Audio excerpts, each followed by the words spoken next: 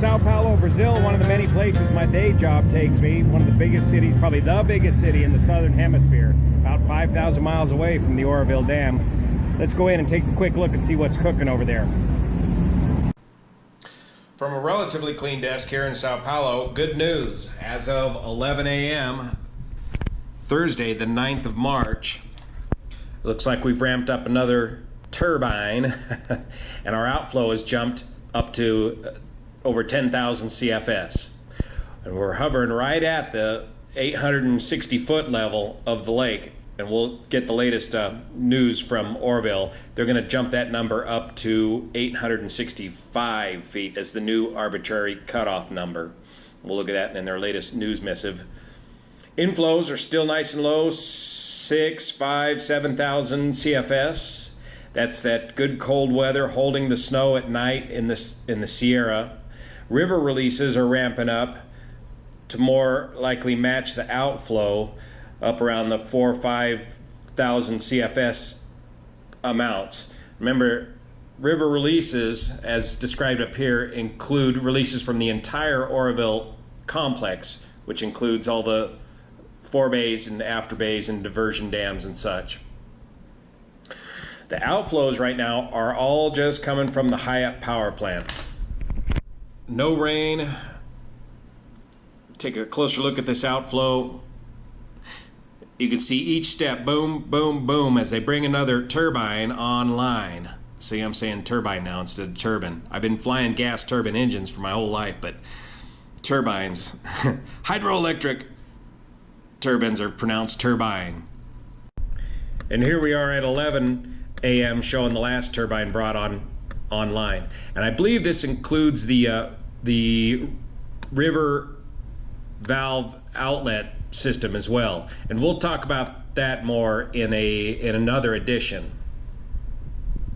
Here's the latest news release from DWR dated yesterday, the 8th of March, where they've removed 650,000 cubic yards of debris from the diversion pool, and they're looking for the lake to reach 860 feet tonight, or correction, today, and they're going to continue this operation of removing debris, not running the main spillway. Flowing is anywhere from 7,000 CFS to 13,500 CFS out of the Hyatt power plant, and allow the lake level to rise up to 865 feet, which still leaves 36 feet of flood control storage.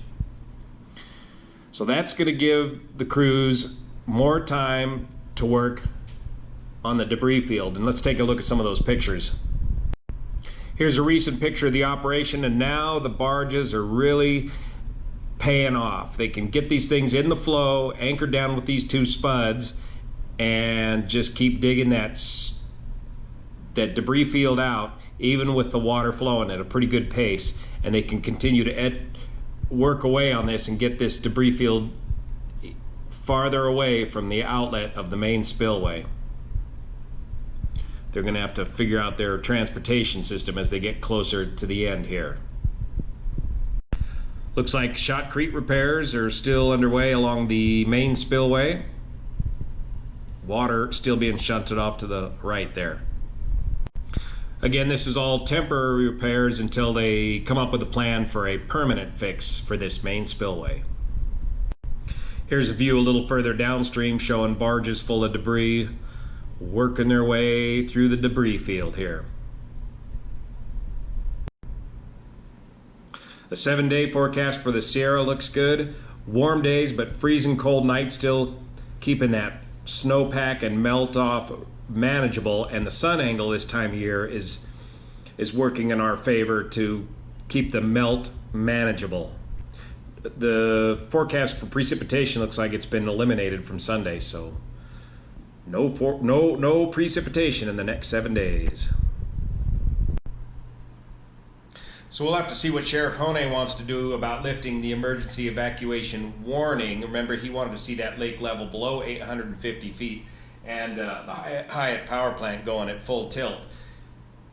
So at this rate, it might be a while before the lake gets back down to 850 feet, and they don't want to run that main spillway until any earlier than the 17th anyways. So they're quickly regaining the ability to control the outflow of water from Oroville as each turbine is brought back online at the Hyatt power plant. Now I've got some good information about how the inner workings of the Hyatt power plant and the river valve outlet system works in conjunction with the turbines, and I think in the next video we'll go into detail of the inner workings of the Hyatt power plant deep under the Oroville Dam. Stay tuned.